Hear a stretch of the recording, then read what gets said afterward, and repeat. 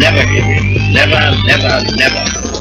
In nothing, great or small, large or petty, never give in except to convictions of honor and good sense. Never yield to force.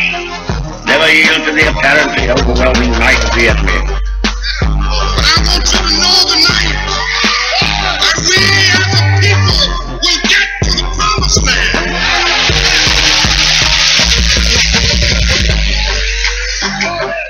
So I'm happy tonight. I'm not worried about anything. I'm not fearing any man. Mine eyes have seen the glory of the coming of the Lord.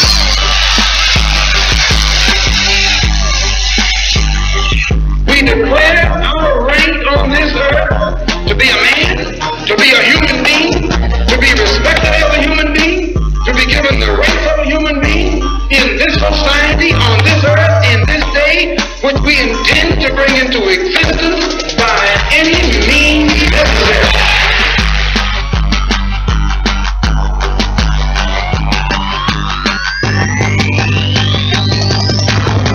Apostle Claver T. Kamau-Imani on RagingElementsRadio.com.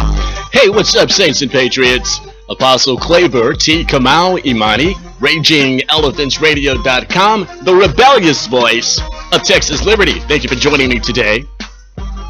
Facebook is not working, so I'm only video streaming at our RER video YouTube channel. You can go to RagingElementsRadio.com and scroll down in the right column and click to find the RER video YouTube channel, or you can just go to YouTube and search RER video, all one word. Everybody knows the logo, and you will see my beautiful international model's face. Today's program, a lot of information for you. That's what we specialize here on your Texas network.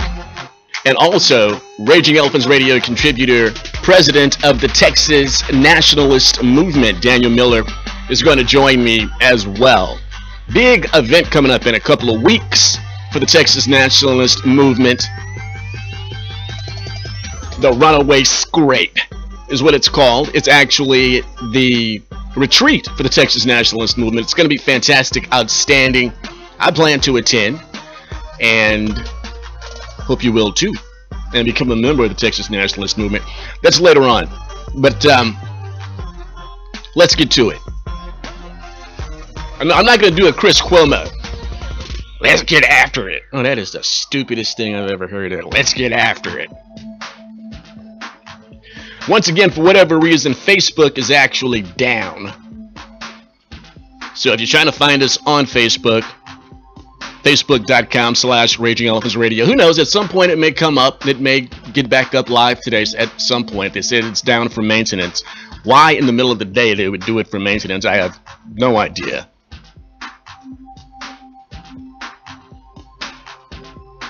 Speaking of Daniel Miller and the Texas Nationalist Movement, as you guys know, I am a big proponent of Texas independence. Multiple reasons. Maybe the foremost is that at the very moment Texas declares its independence, we all gonna be rich, and it's an economic fact, cannot be ignored. One of the indictments that I have currently against the United States of America is that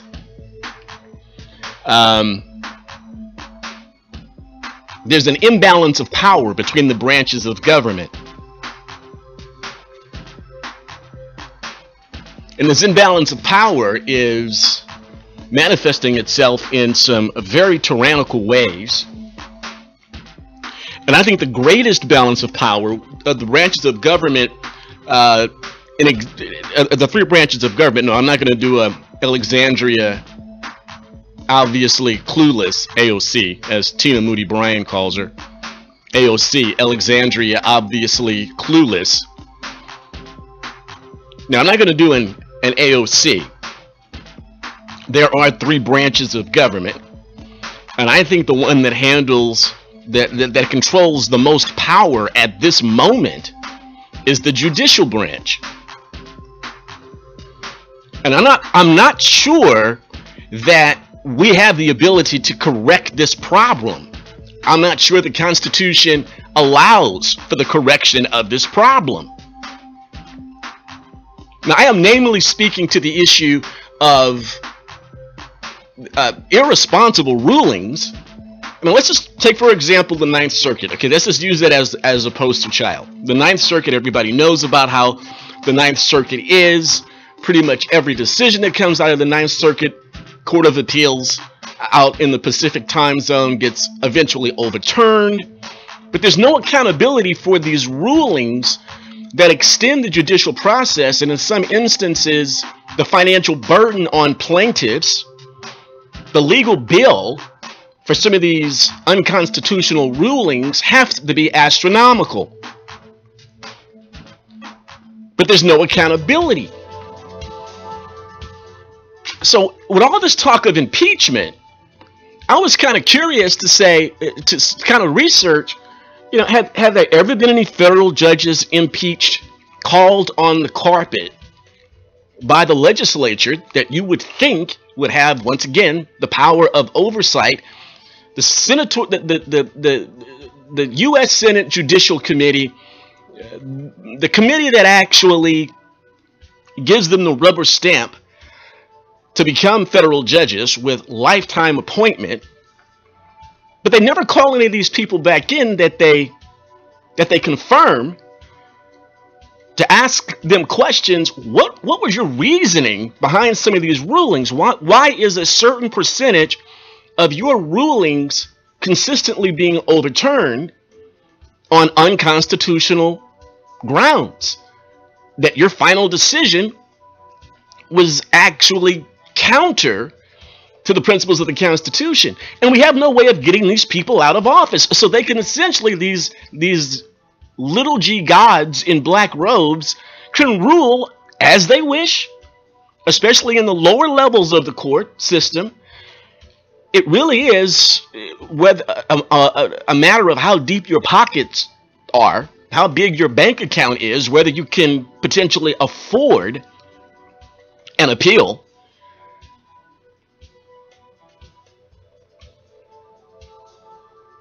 I'm just wondering why none of these judges are ever called before the body of accountability, the legislature, called back to Washington, D.C., back to Washington, Devil City, and are asked the hard questions. Why are you making these rulings that are consistently against the Constitution? And you're being overturned all the time. And they have a lifetime appointment. Once they're in, they're in. A lot of these people go into law school. I mean, the reasoning is, they say lifetime appointment is because they're not supposed to be political. Well, we all know that's a lie from the pit of hell. To become a judge, you must be political. Anybody that's walked around political circles, gone to political events, especially in an election cycle, the place is filled with judicial candidates, especially around here in Harris County. I mean, you can't keep track of all of them. You don't see them any other time except when it's an election cycle, and there's judicial candidates and judges all over the place being political, because at least here in Texas, yes, we elect who sits on the bench. And if they mess up, we have a recourse to get them off the bench. Not at the federal level or the national government level, because federalism doesn't exist anymore. They can rule how they want, and we've seen these atrocious abuse of power by some puny Rudy Poot federal district judge out there in the Pacific time zone or out there in Hawaii that can literally put a stay on an order of the president. Some little Rudy Poot judge out in Hawaii can stop the power of the executive branch with very little recourse, and the executive has to acquiesce. And there's no accountability to these judges. You can't, they answer to no one. They literally answer to no one. And it's been like this for a long, long time. So I looked for a list. I was just wondering, has there ever been a federal judge at any level that has been impeached or thrown out of office for the precise offense of continually making unconstitutional, unjust rulings. And there is none. It's never happened. Not in the history of the country, not from the list that I've been able to see. This comes from United States House of Representatives, History, Art, and Archives. Now, the first judge that was impeached was John Pickering, U.S. District Court, District of New Hampshire.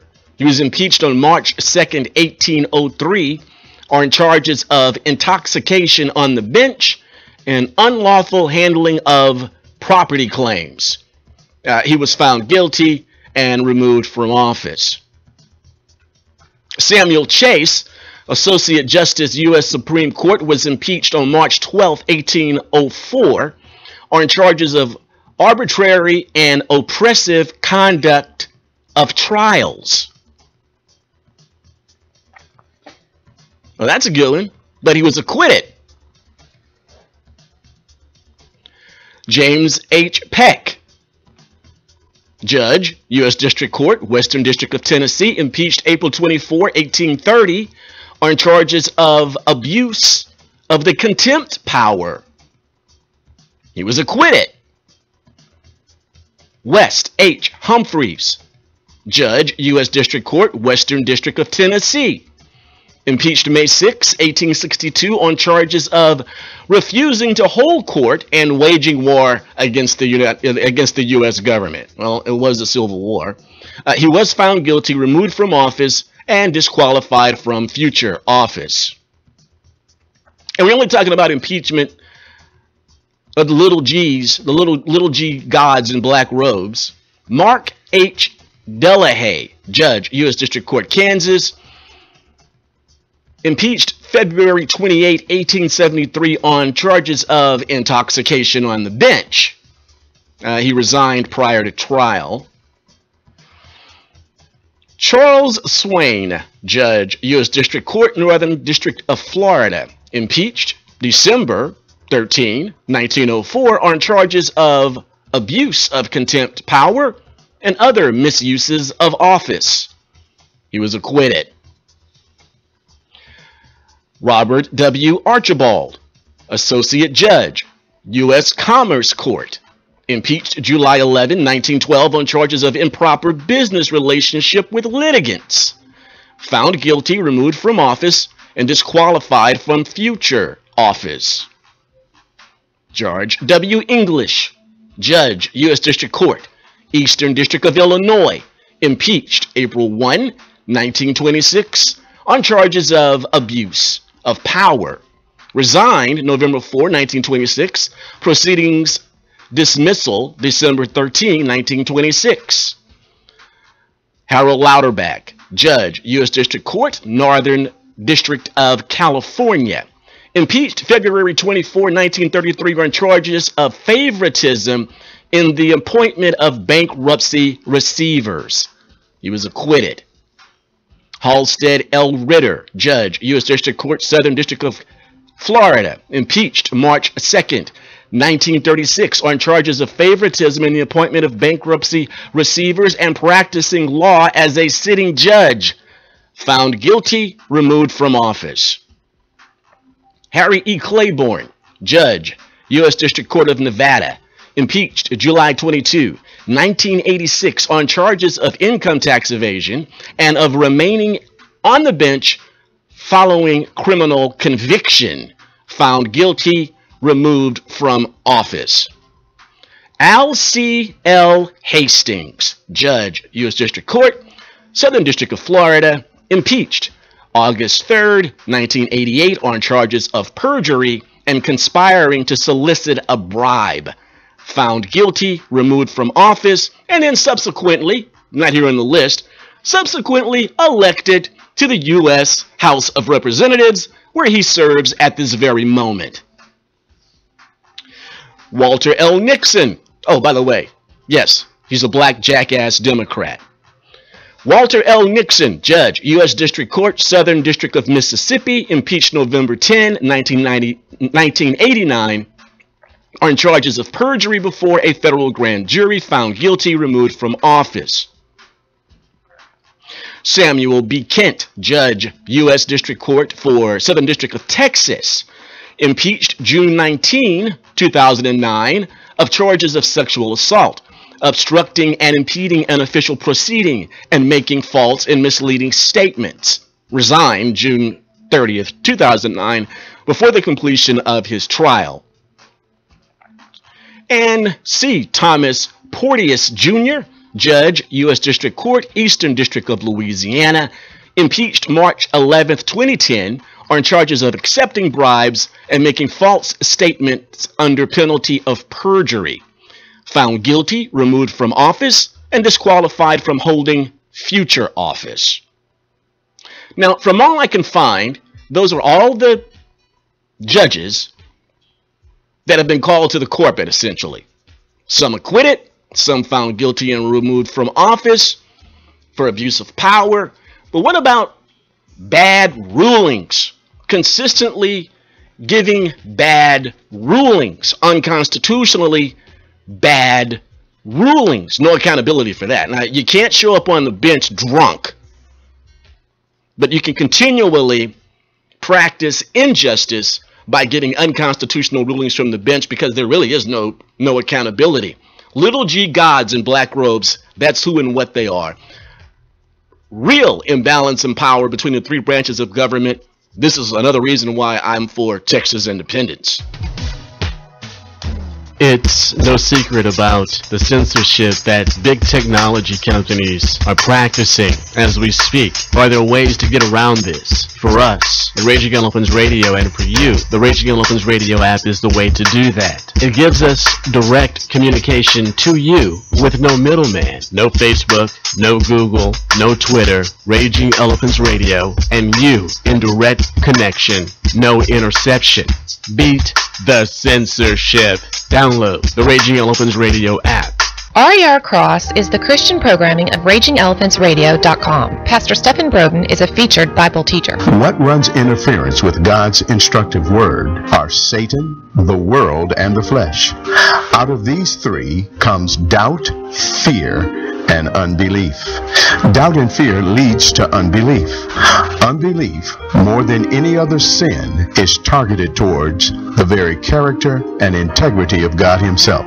It challenges God's promises, His stated purposes, and casts dispersion on His plan for you and all who believe. This is what Satan did in the Garden of God with Adam and Eve. Satan led them to believe God was holding back on them and was untruthful about the consequences if they ate from the tree of the knowledge of good and evil. Enjoy Pastor Stephen Broden, 9:30 a.m. and 9:30 p.m. Sundays on RER Cross, right here on RagingElephantsRadio.com. What's up, Saints and Patriots? I'm Apostle Claver, a proud Texas nationalist, and I'm here to tell you about Texit. For 25 years, Daniel Miller has been working to see the rebirth of the Republic of Texas. His work has been hard, but his passion is deep. For many Texans, there is a deep yearning, a burning to see the prophecy of Sam Houston come true. But the desire of their hearts comes with many questions. Texit has the answer. It's the new book from Daniel Miller and Defiance Press. Texit, Why and How Texas Will Leave the Union. Texit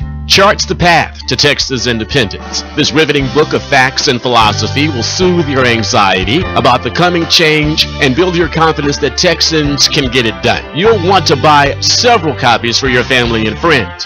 Like I've said about this governmental mess, the only way out is out. And the best part of Texit, I'm in it. Texit, Why and How Texas Will Leave the Union. It's selling like hotcakes. Buy it on RagingElephantsRadio.com.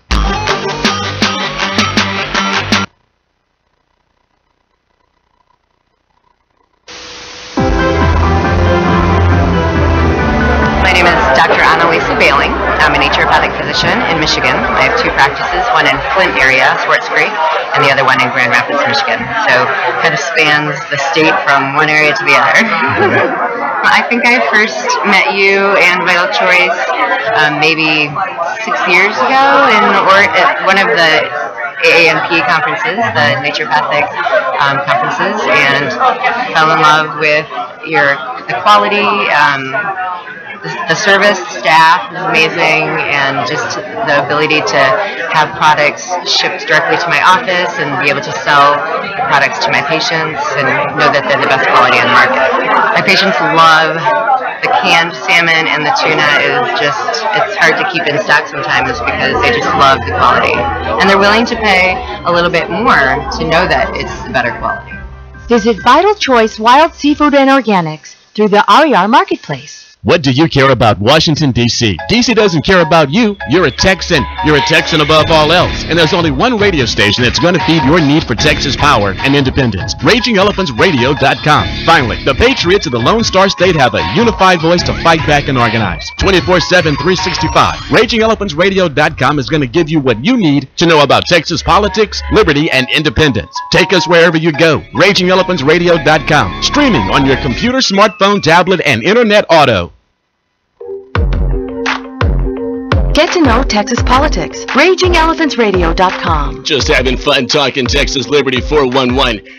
Later on in today's program, the incomparable president of the Texas Nationalist Movement, Daniel Miller, Raging Elephants Radio contributor. They've got a fantastic retreat coming up. I'm also going to play one of my favorite games with Daniel, Unicorns and Rainbows. If we could wave the magic wand and Texas was an independent republic right here, right now, how fantastic would it be? The grand vision. Daniel a little bit later on. I'll often get criticized, or I was publicly criticized, by the current chairman of the Harris County Republican Party while I was moderating a debate between Paul Simpson, and his challenger, Chris Kimona. I wish you wouldn't attack Republicans so much, Claver. Go after Democrats. And I responded, I really don't go after Republicans. I go after rhinos a lot. A lot of people are upset about SB 10, and they should. We're going to be talking about that a little bit later on as well.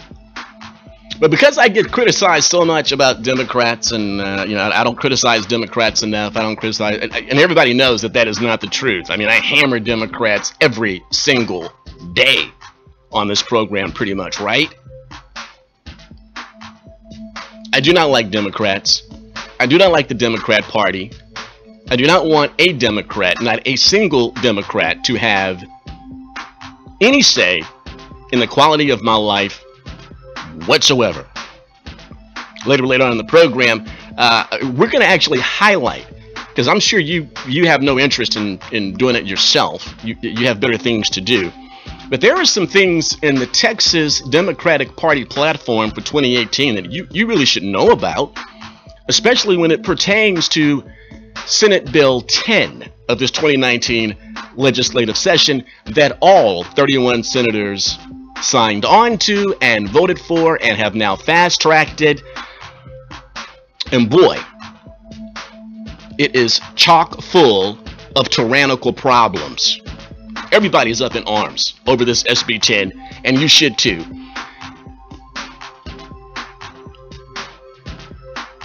One of my favorite people of liberty, one of the most smartest people when it comes to liberty, just love this guy, is Professor Thomas Sowell.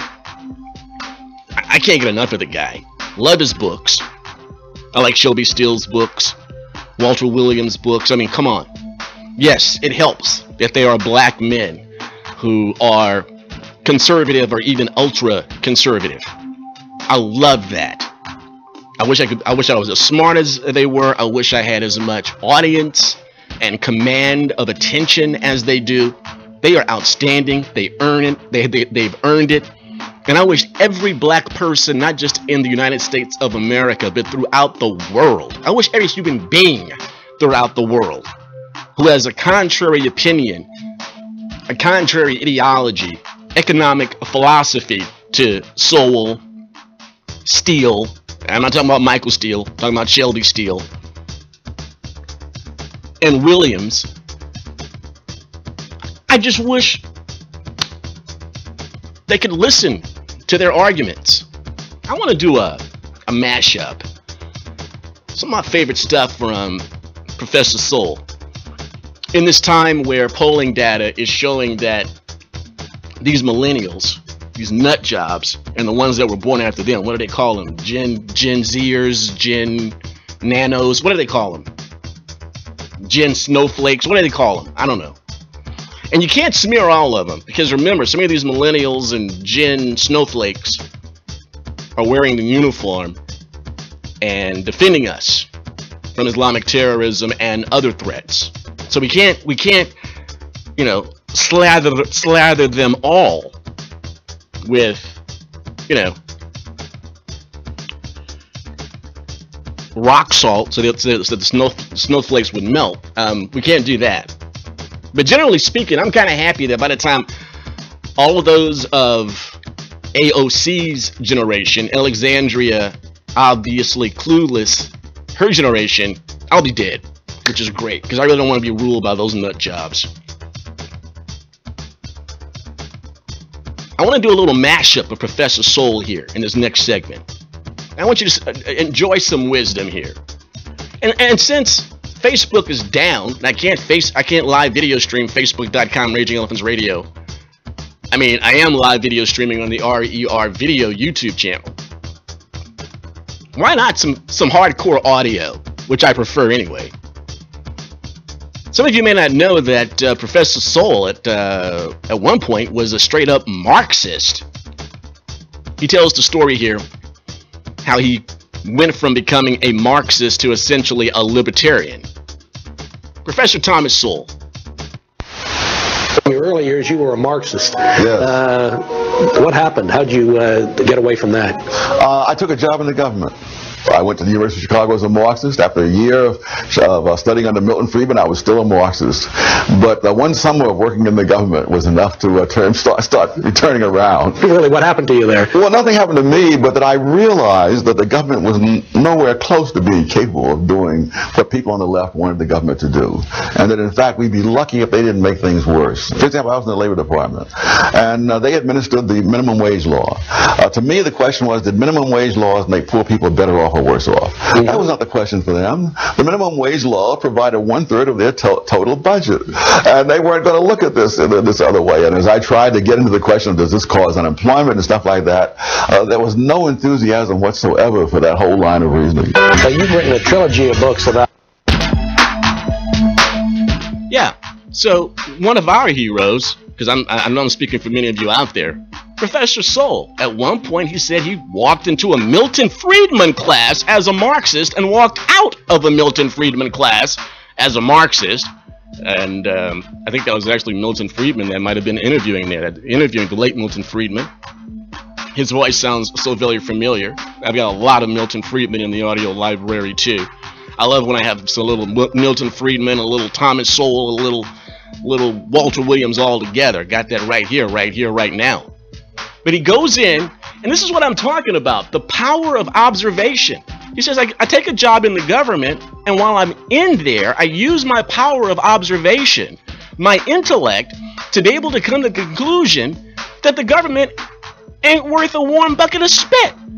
That all of its goals, all of the great dreams of the left can only make matters worse. See, this is my argument about the people of today, the electorate of the United States today, who potentially could elect a socialist worse than the socialist of Barack Hussein Obama. It is a strong possibility. The socialists are the majority in this country. If you are a Democrat, don't give me that mess. Oh, I'm a moderate or whatever. Like these new freshmen coming into Congress in Washington, Devil City. A jackass is a jackass. A Democrat is a Democrat. Period. Oh, what? No, there's more than 3 new members. We have 62 new members, and all of them are not Alexandria obviously clueless.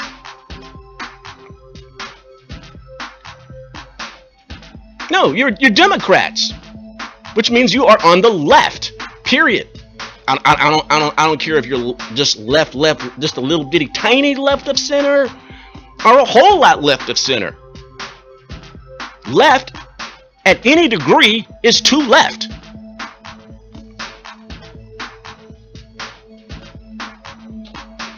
And you would think that those that are advocating for leftist policies and want to implement them, not just in the United States, but here in Texas, which is just absolutely an abomination, atrocious, a product of perdition, socialism in Texas. You would think that they would have the power of observation like Professor Sol did. He went into the government believing in government because he's a Marxist. He believes that government is God. That's what a socialist believes. That's what a communist believes. That's what a Marxist believes. They believe, as I have shown you in God's word, they believe that government is God. And so Thomas Sowell walks into a government position believing government is God, and walks out understanding that God ain't no God, and he can't do nothing.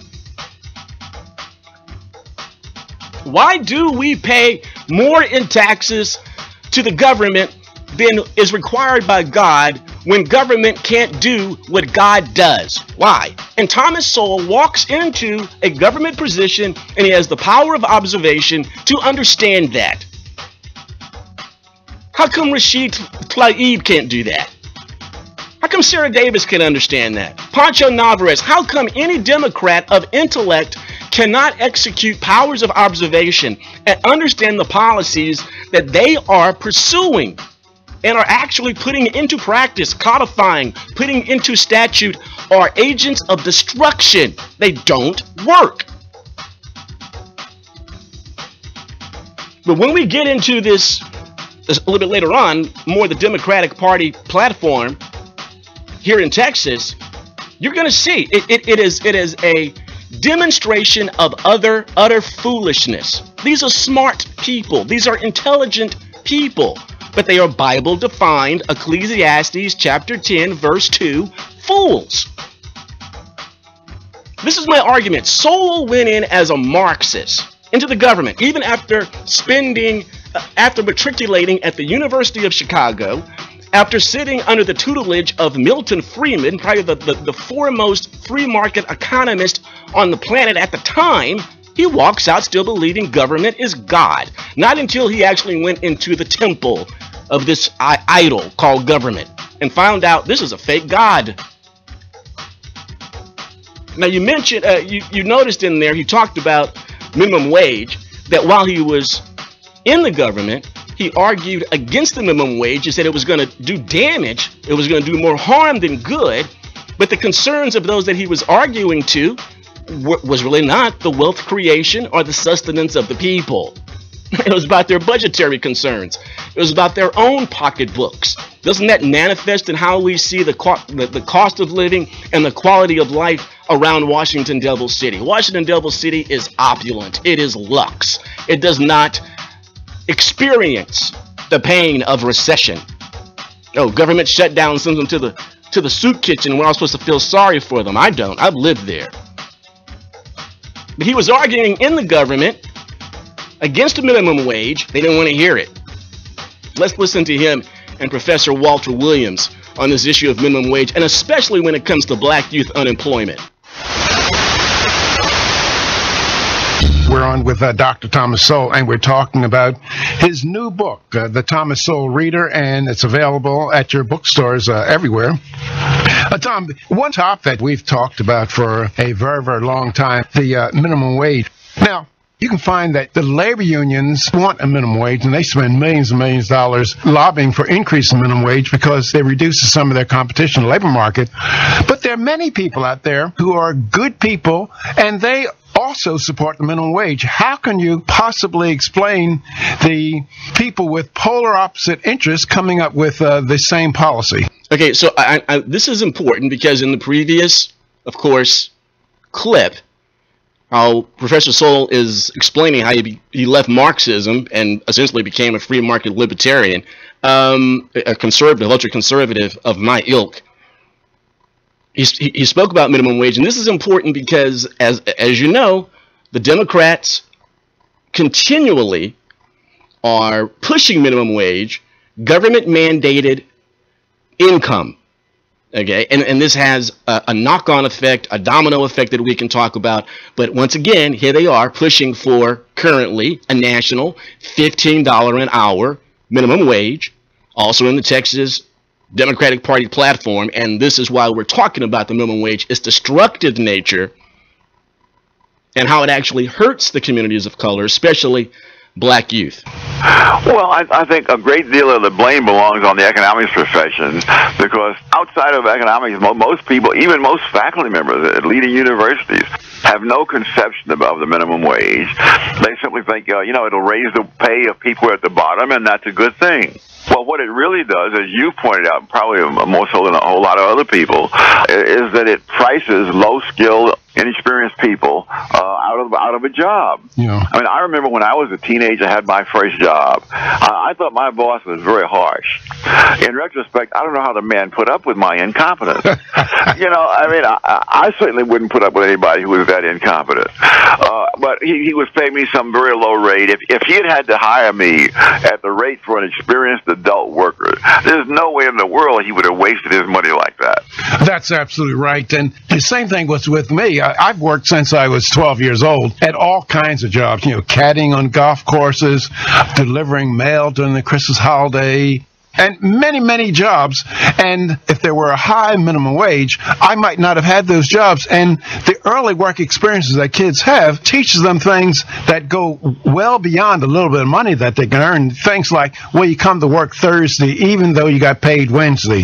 You can't spit in the foreman's face and still keep your job. And many young people growing up in poor households and going to rotten schools, they don't have the opportunity to learn things while they're young and make mistakes while they're young that will make them a more valuable employee in the future.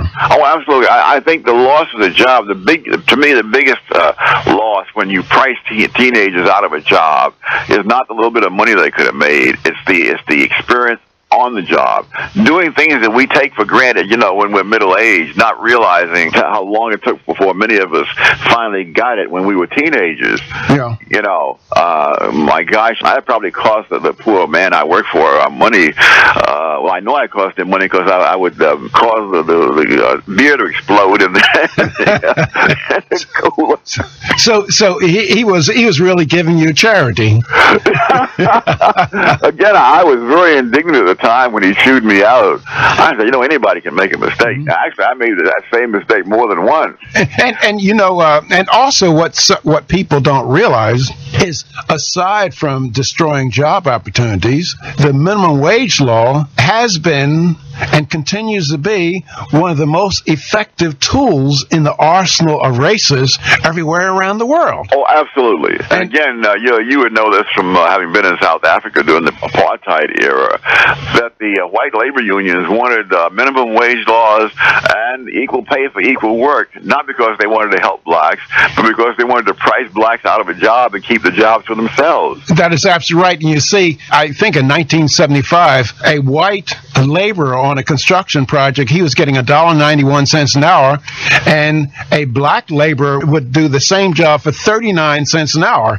So there's a lot of incentive for contractors to disobey the job reservation laws and hire blacks because they just, it was a lower cost. And that, of course, was the thing behind the Davis-Bacon Act of 1931, that black construction workers from the South were coming up north, and the construction companies were underbidding the local unionized labor to get contracts because they had non-union labor from the South. And, of course, the law then priced blacks out of a job. That's right. Yeah, right. And matter of fact, if you look at the congressional testimony during that time, Congressman Allgood from, I believe it's Alabama or Georgia, he said, see that contract over there? He uses cheap colored labor and puts them in cabins, and is labor of that sort that's in competition with white America today. Of course, the rhetoric behind today's support of the Davis-Bacon Act has changed, but the effects are the same. That is, the Davis-Bacon Act tends to discriminate against non-union labor, and most blacks in construction are in the non-union sector. One of the things that I think most people have no inkling of, and the media never tells them, is during the period of the late 1940s, when the national minimum wage law was passed in 1938.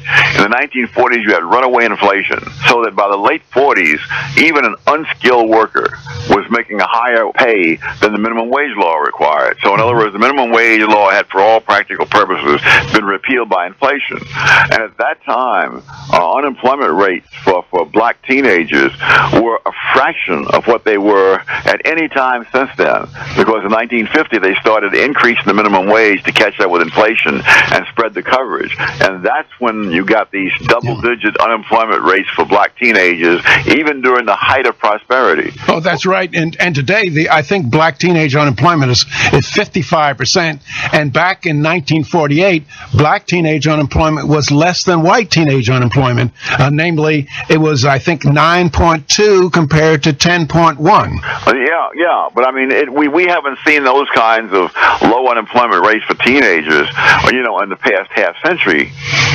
That's right, and it's because of labor market restrictions, in addition to the minimum wage laws, things like various labor laws to keep kids safe. That is, namely, it was, I think, 9.2 compared to 10.1.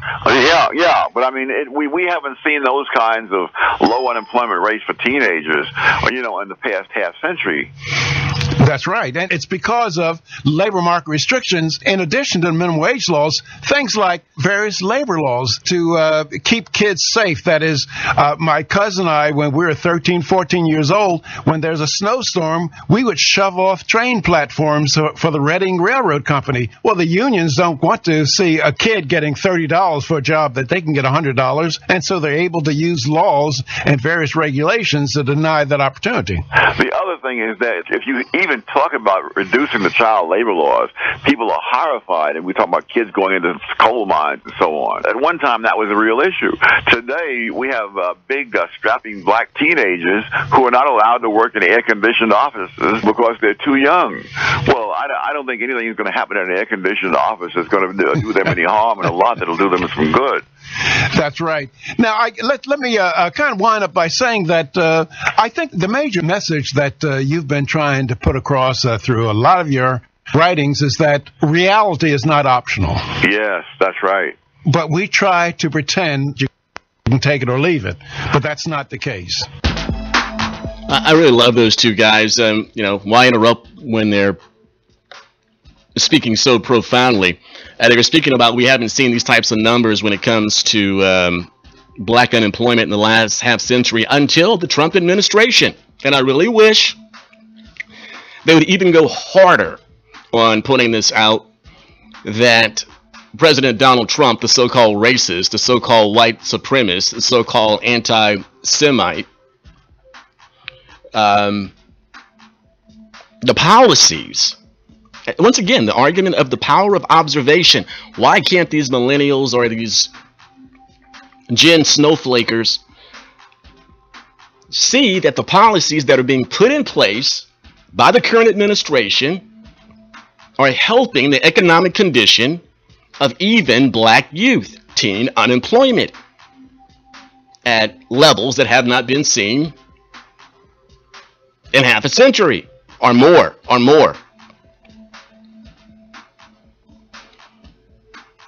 I also like the opinion of Professor Sewell when it comes to Barack Insane Obama. I agree with him that Barack Insane Obama was, so far, the worst president in the history of the United States. That takes a lot.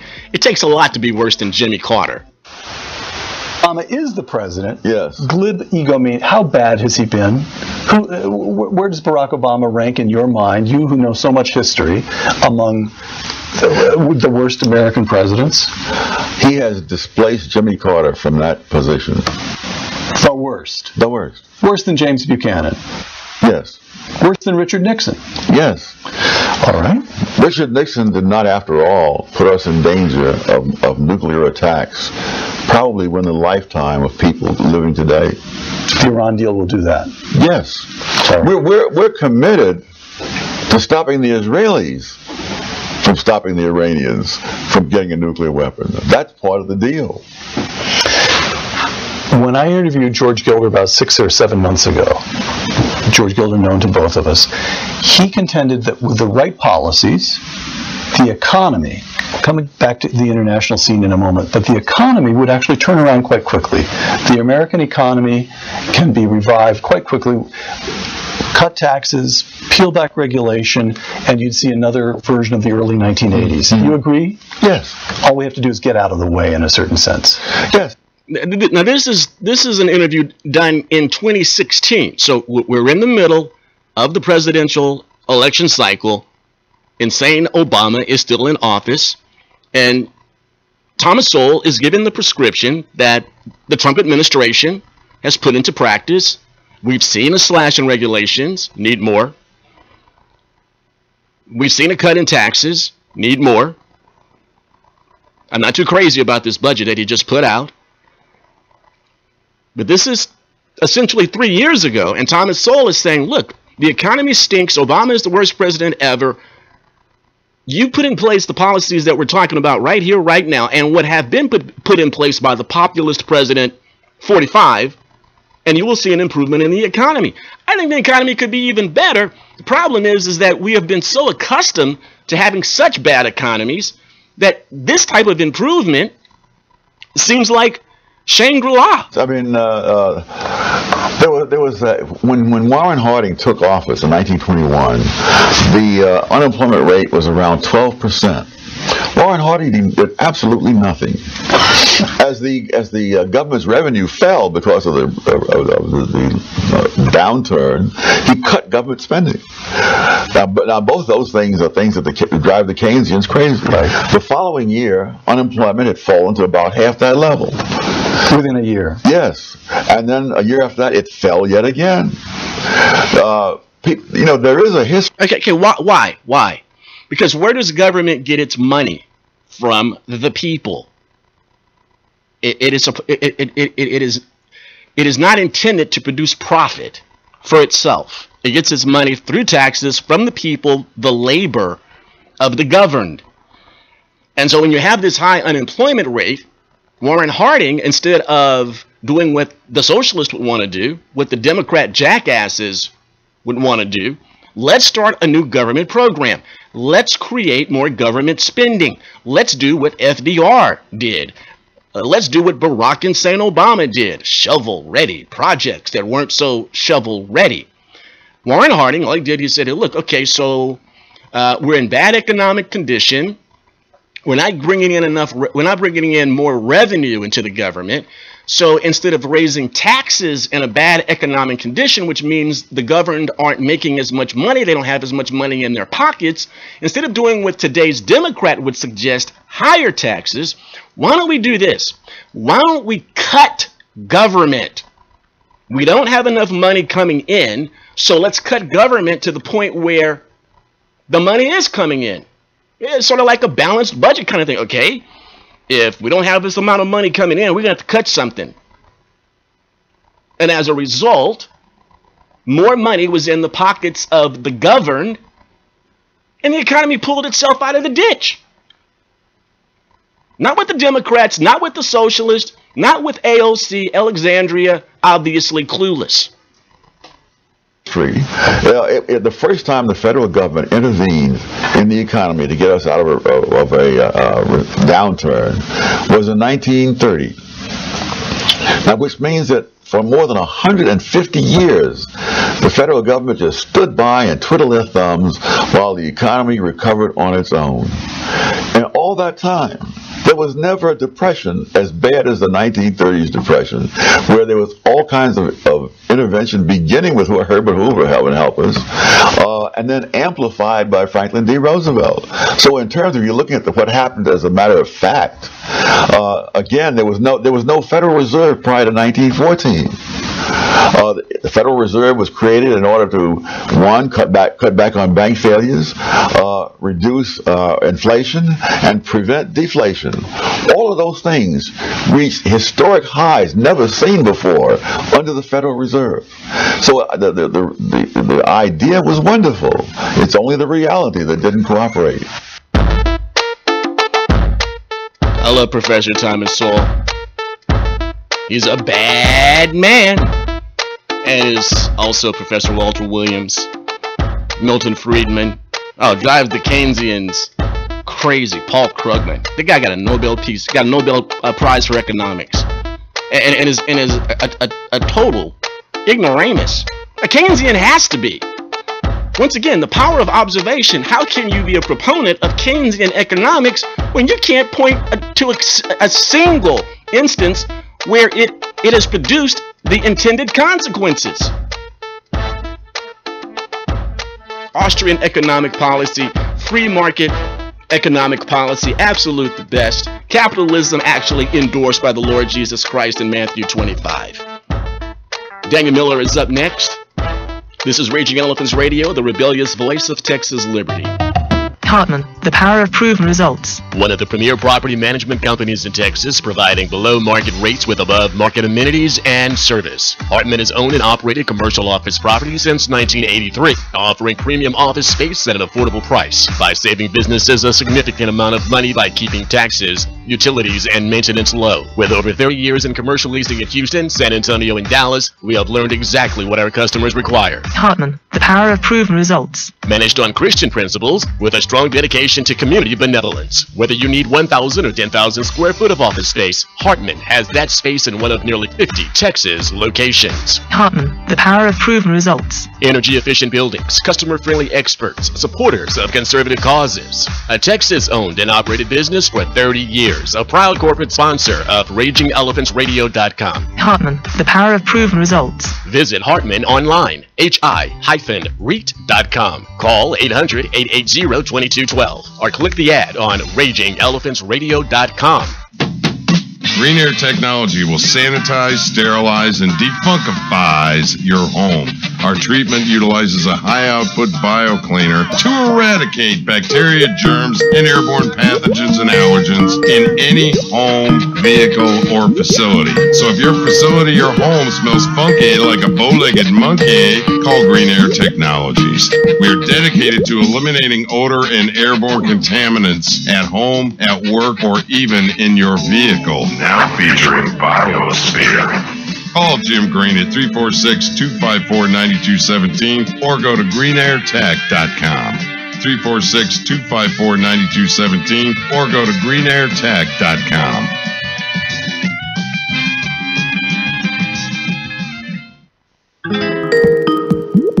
Hi there, my name is Mark Cranenberg and welcome to my kitchen. Today we're going to talk about my favorite order from Chicago Steak Company. It's the Classic Prime Assortment. Alright, well let's open up and have a look what's inside. So right away we've got two 6-ounce filet mignons. If you know anything about steak, it's really rare to see filet mignons with that kind of marbling in it. Just beautiful steak. And then next we've got the two 12-ounce USDA prime strip steaks. Just look at how thick these things are. They're just beautiful. Again, beautifully marbled, amazing steak. Then we've got two USDA prime ribeyes. And if you like steak that is just mouth-watering, this is the steak for you. With all that marbling inside, you'll see it's thicker. The marbling is a lot thicker. That just means more moisture throughout your steak. Now we've got 6 USDA prime top sirloin steaks. These are the steaks that everyone's going to love. And then we're moving into our next package. Next, we have 16 4-ounce gourmet Angus steak burgers. These are amazing burgers that everyone's going to love. And to top it all off, they give you one container of my favorite steak seasoning of all time, the Chicago Steak Spice. And you're going to love it too. So there you have the Classic Prime Assortment, my favorite and your ultimate steak experience. So be sure to order your steak today at mychicagosteak.com. I'm Mark. Don't forget to subscribe to our YouTube channel, like us on Facebook, follow us on Twitter, and we'll see you next time at mychicagosteak.com. Visit Chicago Steak Company through the RER Marketplace.